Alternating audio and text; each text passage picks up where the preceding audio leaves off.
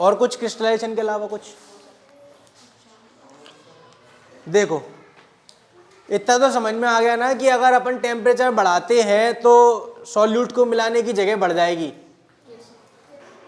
सुन ले बेटा, अगर अपन टेम्परेचर बढ़ाते हैं तो सॉल्यूट को बढ़ाने की जगह बढ़ जाएगी कि नहीं बढ़ जाएगी? बिल्कुल बढ़ जाएगी। अब टेम्परेचर जब तक बढ़ा हुआ है तभी तक तो वो जगह रहेगी ना। अगर टेम्परेचर वापस कम होने लग गया तो क्या जगह भी कम होने लग जाएगी? और सॉल्यूट पहले से ही ज़्यादा मात्रा में मिला हुआ है क्योंकि हमने मिलाया है। अब सॉल्यूट पहले से अगर ज़्यादा मात्रा में मिला हुआ है और अब जगह धीरे धीरे कम होती जा रही है तो क्या सॉल्यूट पे लात पड़ेगी कि नहीं? बिल्कुल पड़ेगी ना, क्योंकि अब जगह नहीं है तो सॉल्यूट को बाहर निकलना पड़ेगा ना। वो हमने ज़बरदस्ती मिलाया था टेम्परेचर बढ़ा के, टेम्परेचर कम हो गया तो जगह कम हो गई तो सॉल्यूट बाहर आ गया। अब जो सॉल्यूट बाहर आया है वही प्योरीफाइड है, वो सॉलिड के फॉर्म में मिलता है और प्योर मिलता है, इसी को क्रिस्टलाइजेशन बोलते हैं। अब इसमें क्या नहीं समझ में आया मेरे को इतना बताओ। हाँ, फिटकरी क्या होती है? तो फिटकरी एक टाइप का सॉल्ट होता है। सुन लो बेटा, चुप हो जाओ जरा। फिटकरी एक टाइप का सॉल्ट होता है जो कि क्या बोलते हैं, दाढ़ी बनाने के बाद ऐसे ऐसे लगाया जाता है। तुमने घर पे पापा को देखा होगा, अगर पापा दाढ़ी बनाते हैं कि नहीं, तो दाढ़ी बनाने के बाद उसको फिटकरी से ऐसे थोड़ा सा मालिश कर लेते हैं जिससे कि इन्फेक्शन वगैरह नहीं होता। अगर कट वट लगा हो तो सही हो जाता है। क्या?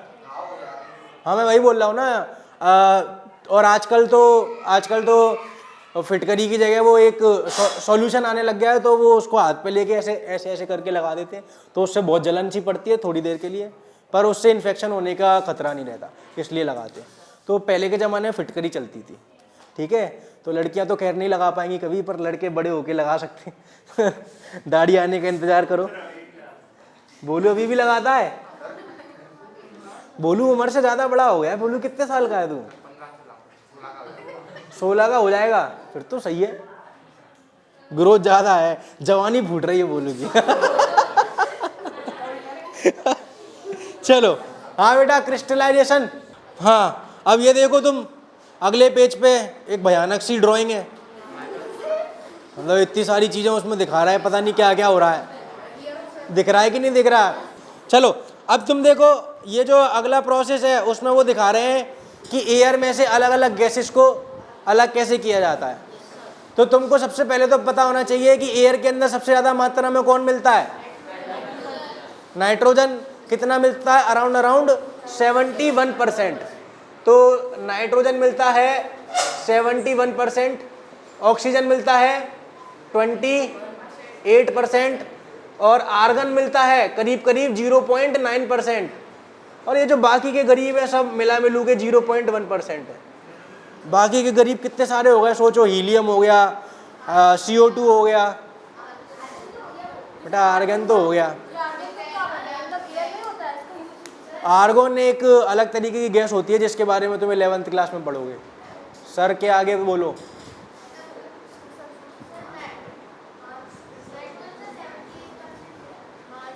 मैंने अरे सॉरी गलत लिख दिया। ये 21 है और ये 78 है, माय बैड।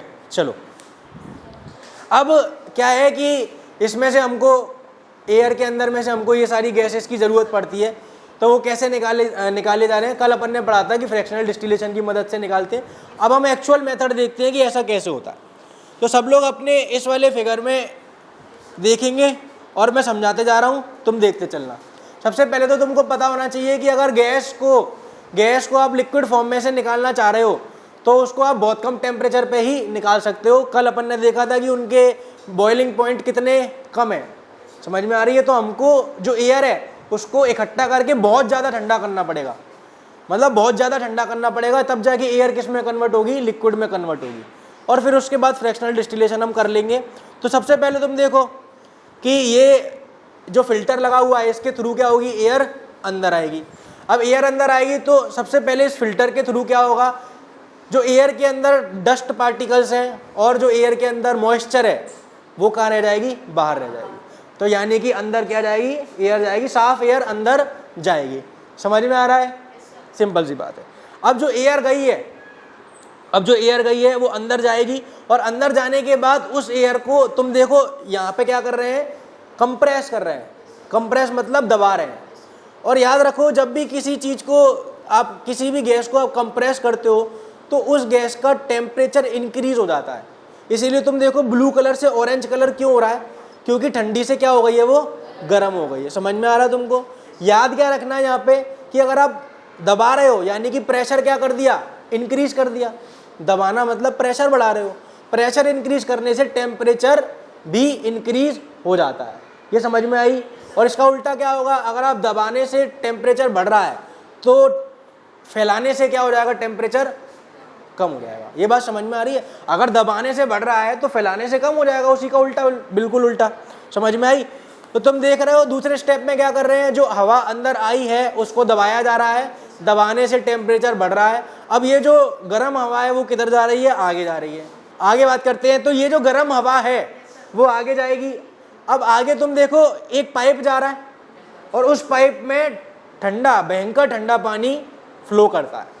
अब जब बहुत ज़्यादा ठंडा पानी फ्लो कर रहा है इस पाइप में से, तो जो पाइप होगा वो कैसा होगा, बहुत ठंडा होगा। अब जब गर्म हवा उस ठंडे पाइप के पास आएगी तो गर्म हवा कैसी हो जाएगी, समझ में आ रही है कि नहीं? तो गर्म हवा अभी ठंडी हुई है पर अभी बहुत ठंडी नहीं हुई, ठंडी हुई है। अब ये जो गर्म हवा ठंडी हुई है वो आगे कलेक्ट हो रही है, आगे आगे जा रही है, ऊपर से आगे जा रही है। समझ में आ रहा है? अब तुम देखो ऊपर से आगे जाने के बाद जब वो नीचे जा रही है तो जगह ज़्यादा है, और जगह ज़्यादा है तो जो पहले कंप्रेस्ड थी, जो पहले दबी हुई हवा थी, अब वो कैसी हो जाएगी, एक्सपेंड हो जाएगी, क्योंकि जगह ज़्यादा है। देख पा रहे हो ये सब? समझ में आ रहा है? पहले दबी हुई थी क्योंकि कम जगह में से जा रही है तो कंप्रेस्ड है, और फिर आगे चल के जब इस वाले कंटेनर में आ रही है तो तुम देख रहे हो वो बड़ा कंटेनर है, उधर हवा क्या हो जाएगी, फैल जाएगी। और अगर एक बार हवा फैली तो टेम्परेचर क्या हो जाएगा, तो हवा ठंडी हो गई ना। अब वो हवा इतनी ठंडी हो चुकी है कि जो CO2 है वो बाहर आ जाती है। CO2 किस फॉर्म में बाहर आती है, ड्राई आइस में। तुम लोग शादियों में जाते हो, एक आध शादी में तुमने देखा हो तो जो दूल्हा दुल्हन की आजकल एंट्री चल रही है तो वो नीचे धुआं धुआं कर देते हैं, है ना? तो वो धुआं कैसे होता है, ड्राई आइस से होता है। ड्राई आइस क्या है, CO2 जो होती है उसको अगर आप खोल दोगे, मतलब CO2 को ओपन करके रख दोगे तो उसमें से इसी तरीके का वाइट वाइट धुआं निकलता है। समझ में आई? तो वो ड्राई आइस है। और वो ड्राई आइस कैसे मिल रही, तुमको समझ में आ रहा है? ड्राई आइस कैसे मिलती है तुमको समझ में आ रहा है? और उसको फिर अलग से कलेक्ट कर रहे हैं। समझ में आई? तो CO2 इस हवा में से निकल चुकी है, पर अभी बाकी हवा जो है वो अभी भी किस फॉर्म में है, गैस फॉर्म में ही है। अब ये जो हवा है वो आगे जा रही है, और आगे जाने के बाद तुम देखो एक्सपेंशन जेट लिखा हुआ है। एक्सपेंशन जेट मतलब कि हवा वहाँ पे और ज़्यादा फैल जाएगी। अगर और ज़्यादा फैल गई तो वो और ज़्यादा ठंडी, अब हवा इतनी ठंडी हो चुकी है कि वो लिक्विड फॉर्म में आ गई है। अब हवा इतनी ठंडी हो चुकी है कि वो लिक्विड फॉर्म में आ गई है। तुमको अगले में दिख भी रहा होगा, ऐसे ऐसे करके लिक्विड दिखाया जा रहा है अपन को। समझ में आ रही है? लिक्विड आ चुका है। अब लिक्विड आने के बाद कल अपन ने पढ़ा था कि -183 पे कौन निकलेगा, ऑक्सीजन, और 193 और 196 ऐसे अलग अलग करके 3 गैस है। मेन 3 गैस कौन सी है इसने बता रखी है, नाइट्रोजन, आर्गन और। अब तुम सोचो कि ये जो यहाँ पे एयर है, ये जो यहाँ पे एयर है वो माइनस मान लो 200 डिग्री सेल्सियस पे है। कितने पे है? अब ये इस समय एयर किस फॉर्म में है, एयर इज इन लिक्विड। अब -200 से अगर इसको अपन गर्म करने के लिए छोड़ देंगे, मतलब कि गर्म होते जाओ, तो तुम बताओ कि -200 से पहले क्या आएगा, 193 पहले आएगा कि -183 पहले आएगा? बेटा -200 से अगर आप उल्टी तरफ आ रहे हो तो पहले ये नंबर लाइन होती है, ये 0 है, अपन यहाँ पे है -200 पे। अब अपन यहाँ से 0 की तरफ जाएंगे क्योंकि अभी ये बहुत ठंडा है। अगर गर्म हो रहे हैं, अगर ये जो लिक्विड है वो गर्म हो रहा है तो आप 0 की तरफ भी तो जाओगे। अब 0 की तरफ जाते हुए पहले 193 आएगा, सॉरी 196 आएगा, उसके बाद 193 आएगा, उसके बाद माइनस का 180 लिखा होगा ना, इस पे लिखा दो था, हाँ सॉरी 180, 186 और 183। वैल्यू अपन को याद नहीं रखनी, कुल मिला के अपन को प्रोसेस याद रखना है, वैल्यू से तो अपन को इतना कोई मतलब नहीं है। तो तुमको समझ में आ रहा है? देखो कौन की किताब है ये?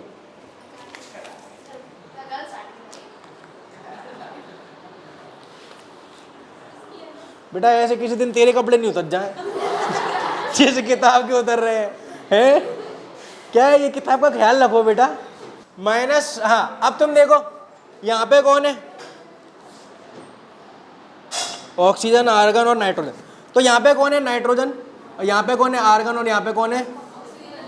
ऑक्सीजन। तो इस एयर में से सबसे पहले कौन ऊपर जाएगा? सबसे पहले कौन ऊपर जाएगा? तो नाइट्रोजन तुम देख रहे हो सबसे पहले ऊपर जाएगी, तो सबसे ऊपर वाले छेद में से कौन निकलने वाला है? और फिर उसके बाद फिर जो ऑक्सीजन है उसको हम निकालेंगे नहीं, उसको लिक्विड फॉर्म में ही कलेक्ट कर लेंगे। और ऑक्सीजन लिक्विड फॉर्म में कलेक्ट करने के बाद तुम देख रहे हो हम इस्तेमाल कर लेते हैं। सबसे ज़्यादा इस्तेमाल कहाँ पे होती है? फैक्ट्रीज में इस्तेमाल होती है, कई सारे प्रोसेस में ऑक्सीजन की ज़रूरत पड़ती है। और उसके बाद सबसे ज़्यादा कहाँ पे इस्तेमाल होती है? हॉस्पिटल में इस्तेमाल होती है, जो कि ऑक्सीजन सिलेंडर के अंदर हमको मिलती है, जिसकी कोरोना के समय पे बड़ी ज़रूरत थी, तो लोगों ने ब्लैक में बेची थी। समझ में आ रहा है? तो तुमने देखा ना कि किस तरीके से अपन अलग कर रहे हैं। और तुम देखो ये जो सेकंड लास्ट प्रोसेस है उसके ऊपर क्या लिखा हुआ है? Fractional distillation. तो फ्रैक्शनल डिस्टिलेशन से अपन अलग करते हैं। समझ में आया क्या? चलो इसको देख लो एक बार अच्छे से, समझ लो मैंने क्या क्या बताया था, फिर अपन आगे बढ़ते हैं। हमारे घरों में पानी आ रहा है उसको साफ कैसे करते हैं वो देख लो, ठीक है? तो तुम देखो सबसे पहले क्या लिखा हुआ है? रिजर्वॉयर। रिजर्वॉयर क्या होता है? कोई भी ऐसी चीज़ जिसमें पानी कलेक्ट करते हैं उसको रिजर्वॉयर बोलते हैं। समझ में आई? तो रिजर्वॉयर से पानी अपने यहाँ आता है पाइपलाइन के थ्रू। तो उससे सबसे पहले क्या होता है वो देखो, जो रिजर्वॉयर का पानी है उसको किसके अंदर लेके गए हैं? सेडिमेंटेशन टैंक के अंदर। अब सेडिमेंटेशन टैंक के अंदर क्या होता है? पानी के अंदर जो मिट्टी है या फिर जो भी भारी भारी पार्टिकल्स हैं, सेडिमेंटेशन टैंक में पानी को काफ़ी देर के लिए छोड़ देते हैं। तो जो भारी पार्टिकल्स हैं, मिट्टी हो गई और भी चीज़ हो गई, वो नीचे बैठ जाती है। तो एक काफ़ी सारी इम्प्योरिटीज़ सेडिमेंटेशन टैंक में, जो हैवी इम्प्योरिटीज़ हैं वो नीचे बैठ जाएंगी। अब फिर उस पानी को कहाँ पे ले गए हैं? अगले में ले गए हैं। इसमें क्या किया है? Loading tank to sediment the suspended impurities. हाँ, अब इसके बाद क्या होता है कि सेडिमेंट टैंक के बाद इसको लोडिंग टैंक में ले गए। अब लोडिंग टैंक में क्या करते हैं? तो ऐसे पार्टिकल्स जो नीचे तो नहीं बैठे हैं पर वो पानी में इम्प्योरिटीज़ का ही काम कर रहे हैं, वो हमको नहीं चाहिए, तो उसमें इस पानी में कुछ केमिकल्स वगैरह डाले जाते हैं, जिसकी मदद से जो और छोटे पार्टिकल्स हैं, जो इम्प्योरिटीज़ हैं, वो भी नीचे आ जाती हैं। इसलिए तुम देखो उसने लिखा हुआ है सस्पेंडेड इम्प्योरिटीज़ को और नीचे ले आएंगे। तो पानी अभी थोड़ा और प्योर हो चुका है पर अभी भी पूरी तरीके से प्योर नहीं है। फिर इसको अपन और आगे ले जा रहे हैं, और आगे ले जाने के बाद तुम देखो कि जो पानी है उसमें पत्थर और रेत इस टैंक के अंदर डाली गई है। पत्थर और रेत से क्या होता है? तो तुमको पता है कि रेत से जो पानी होगा, पत्थरों से जो पानी होगा वो टकरा के नीचे आएगा, फिर रेत से टकरा के नीचे आएगा। तो उससे प्योर पानी ही आगे, प्योर तो पूरी तरीके से भी नहीं पर उससे काफ़ी साफ पानी आगे जाएगा। क्योंकि जैसे रेत किसका काम करेगी? जैसे छलनी होती है, छलनी और रेत का काम ऑलमोस्ट एक जैसा ही रहेगा। क्योंकि छलनी क्या करती है? छलनी के अंदर भी छोटे छोटे छेद होते हैं, जिसकी मदद से छोटे पार्टिकल्स आगे जा पाते हैं, बड़े पार्टिकल्स पीछे रह जाते हैं। तो जो रेत है, रेत से पानी निकल जाएगा और जो बाकी की इम्प्योरिटीज़ हैं वो रह जाएंगी। और फिर इसके बाद ये वाला जो पानी है उसके अंदर क्या डाला गया अगले टैंक में? क्लोरीन। क्लोरीन क्या करता है? पानी के अंदर के कीटाणुओं को मार देता है। समझ में आ रही है? जो स्विमिंग पूल होता है उसके अंदर भी क्लोरीन रहता है। स्विमिंग पूल में तुम गए हो कभी? स्विमिंग पूल में गए हो अगर, तो तुमने देखा होगा कि स्विमिंग पूल के पानी से आंखों में इरिटेशन होने लगती है, हाँ या ना? तो वो क्लोरीन की वजह से होती है। जो तुम सोचते हो उसकी वजह से नहीं होती, जो तुम सोचते हो उसकी वजह से नहीं होती। हालांकि तुम में से ही कई लोग उसको गंदा भी कर देते हो पर जो इरिटेशन होती है वो क्लोरीन की वजह से होती है, और क्लोरीन की वजह से ही जो तुम गंदगी करके आ रहे हो वो साफ हो जाती है। समझ में आई? तो क्लोरीन का काम क्या है? याद रखना, अगली साल भी काम आएगा, जब 10th में पढ़ेंगे तब भी क्लोरीन की बात होगी। क्लोरीन का काम होता है डिसइंफेक्टेंट का। डिसइंफेक्टेंट मतलब पानी के कीड़े मकोड़े तो नहीं, जर्म्स, जो जर्म्स होते हैं उनको मारने का काम करता है, बैक्टीरिया वगैरह को, जिससे कि अब वो पानी क्या हो गया? पीने लायक हो चुका है। अब इस पानी को तुम देखो पाइपलाइन के थ्रू हमारे घर पे वो आ रहा है। समझ में आई? तो तुम देखो कि जो पानी चंबल से आ रहा है वो डायरेक्ट घर पे नहीं आ रहा है। सुन लो एलिमेंट और कंपाउंड क्या होता है, फिर थ्योरी खत्म करके क्वेश्चन कर लेंगे बस। एलिमेंट अपन ने पढ़ा था, पीरियोडिक टेबल देखी किसी ने? तो 118 जो एलिमेंट हैं वो सब दुनिया में जितने भी एलिमेंट हैं वो टोटल कितने हैं? 118। अब एलिमेंट मतलब अपने आप में प्योर, अपने आप में प्योर। अब जो कंपाउंड होते हैं, जैसे कि सबसे पहले दिन अपन ने किसकी बात करी थी, H2O। अब मेरी बात सुन लो, अब देखने में क्या लग रहा है कि H2O क्या है, हाइड्रोजन और ऑक्सीजन का मिक्सचर है, देखने में ऐसा लग रहा है, बट ये फिजिकली कनेक्टेड नहीं है, ये केमिकली कनेक्टेड है, यानी कि ये एक नया सब्सटेंस है, ये एक नया सब्सटेंस है। जैसे कि शक्कर में पानी मिलाया तो कुछ नया नहीं बना, बस शक्कर और पानी का मिक्सचर बन गया, पर अगर हाइड्रोजन में ऑक्सीजन मिलाया तो एक नई चीज बन गई जो कि है पानी, और ये केमिकली कनेक्टेड है। इसीलिए मैंने पहले दिन पढ़ाया था तुमको कि जब अपन कंपाउंड की बात करते हो तो उनको आप फिजिकल प्रोसेस से अलग नहीं कर सकते। क्या ये तुमको याद है? मैंने पहले दिन पढ़ाया था कि जो मिक्सचर्स होते हैं, अभी तक अपन ने जितने भी सेपरेशन टेक्निक पढ़ी थी वो सब कैसी थी, फिजिकल थी। आप किसी भी फिजिकल मेथड से किसी भी कंपाउंड को अलग नहीं कर सकते हो। आप चाहो कि इस पानी को हम जोर जोर से घुमा दें तो हाइड्रोजन अलग हो जाए, ऑक्सीजन अलग हो जाए, ऐसा नहीं होगा, है ना। पानी को अगर आप छान लोगे तो ऐसा हो जाए कि हाइड्रोजन अलग रह जाए, ऑक्सीजन अलग रह जाए, ऐसा नहीं होगा। पर अगर आपको पानी से हाइड्रोजन और ऑक्सीजन अलग करनी है तो ऐसा हो सकता है, बट उसके लिए केमिकल प्रोसेस का इस्तेमाल करना पड़ेगा, जो कि अपन 10th क्लास में पढ़ेंगे। उसको बोला जाता है इलेक्ट्रोलाइसिस ऑफ वाटर। पानी के अंदर अगर आप बिजली पास कर दो, घर पे जाके मत करना कृपया करके, समझ में आई? पानी के अंदर बिजली पास करते हैं, उसका एक प्रॉपर प्रोसेस होता है, नेट पे जाके सर्च कर सकते हो, घर पे जाके मत करना, ठीक है। तो उससे क्या होता है, हाइड्रोजन अलग हो जाती है और ऑक्सीजन अलग हो जाती है, समझ में आई? तो बात कुल मिला के इतनी है कि कंपाउंड क्या होते हैं, अलग अलग एलिमेंट एक दूसरे से केमिकली अगर जुड़ जाएंगे, क्या बोला, अलग अलग एलिमेंट एक दूसरे से अगर केमिकली जुड़ जाएंगे तो कंपाउंड बन जाएगा, समझ में आई? और मेरी बात सुनो, अपन चैप्टर 3 और चैप्टर 4 में इनके बारे में और डिटेल में पढ़ेंगे। यहाँ पे डिपेंड करता है कि कौन किससे किस तरीके से जुड़ा है। अब H2O जो क्या है, H2O क्या है, तुम देख रहे हो हाइड्रोजन के 2 एटम है, एटम मतलब पार्टिकल, और ऑक्सीजन का 1 है। अब अगर H2O2 बन गया तो ये और ये अलग अलग चीज होती है, समझो इन बातों को। जैसे कि पानी में शक्कर मिलाई तो 1 चम्मच मिलाई कि 2 चम्मच मिलाई, फर्क नहीं पड़ता, मिक्सचर वही कहलाएगा। पर यहाँ पे तुम देखो हाइड्रोजन के 2 और ऑक्सीजन का 1 है तो वो पानी है, पर हाइड्रोजन के 2 और ऑक्सीजन के भी 2 हैं तो वो पानी नहीं है, वो हाइड्रोजन पर ऑक्साइड है, वो एक अलग चीज होती है, समझ में आई? इसी तरीके से उस दिन तुम देख रहे थे, इस तरीके से बहुत सारी चीजें होती हैं। CH4 होती है मीथेन गैस, और C2H6 ये होती है ईथेन। इसके बारे में भी अपन पढ़ेंगे। तो तुम यहाँ पे देख रहे हो कि C और H अलग अलग तरीके से मिले हुए हैं, एक में C 1 है और H 4 है, एक में C 2 है और H 6 है। इसी तरीके से C अलग होगा, H अलग होगा, उनकी मात्रा अलग होगी, तो अलग अलग चीजें बनती जाएंगी। तो ऐसा सिर्फ कंपाउंड में देखने मिलता है, समझ में आ रही है? नहीं, नंबर इलेक्ट्रॉन नहीं है, नंबर उनके पार्टिकल्स बता रहे हैं। अगर C2H6 लिखा है इसका मतलब कार्बन के 2 पार्टिकल हैं और हाइड्रोजन के 6 हैं, समझ में आ रही है?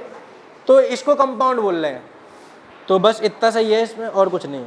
एलिमेंट्स में मैंने बता दिया था कि 3 तरीके के एलिमेंट होते हैं, एक मेटल, एक नॉन मेटल और एक मेटलॉइड, जो कि मेटल और नॉन मेटल के बीच के होते हैं। बर्निंग, किसी भी चीज़ की अगर बर्निंग होती है, किसी भी चीज़ की अगर बर्निंग होती है तो वो हमेशा ऑक्सीजन की रिएक्शन होती है। तो अगर ऑक्सीजन से रिएक्ट कर रहा है तो वो हमेशा केमिकल चेंज होगा। तो बर्निंग हमेशा केमिकल चेंज होता है। चलो, तो ये चैप्टर खत्म हो चुका है। रस्टिंग भी एक केमिकल चेंज। रस्टिंग में जो आयरन होता है उसकी ऑक्सीजन और पानी से रिएक्शन होती है, और ऑक्सीजन से नहीं, पानी से रिएक्शन होती है, मॉइस्चर से, जिसकी वजह से नया कंपाउंड बन जाता है जो कि लाल लाल होता है, आयरन की ऑक्साइड बन जाती है। तो नई चीज़ अगर आ गई तो वो केमिकल है। चलो ये क्वेश्चन कर लो फटाफट से। केरोसिन को और पेट्रोल को अलग करना है, क्या लिखा है इसमें क्वेश्चन नंबर 1 में? क्या? हाँ, क्वेश्चन नंबर 1 का आंसर क्या है? क्योंकि बॉइलिंग पॉइंट का डिफरेंस कितना है? 25 से ज़्यादा। ठीक है, क्वेश्चन नंबर 1 में अपन क्या लिख देंगे कि इनको डिस्टिलेशन से अलग किया जा सकता। अगले वाले में क्या बोल रहा है? Butter from curd, centrifugation, salt from sea water, evaporation या फिर crystallisation, camphor from salt. Sublimation. What type of mixture are separated by the technique of crystallization? What?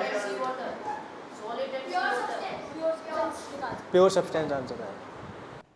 तो वीडियो कैसा लगा आप कमेंट करके जरूर बताना।